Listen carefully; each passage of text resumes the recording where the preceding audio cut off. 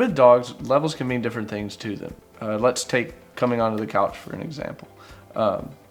Some dogs, that's all fine. They can handle that responsibility. They come up onto the couch, they can lay down, they're not right up on top of you.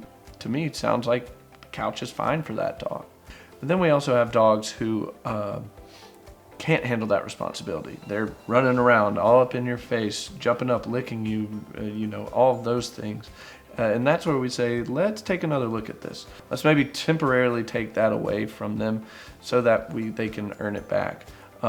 But we do want the dog looking at us as someone to be respected and our space to be respected, just like we respect theirs whenever they are on the couch.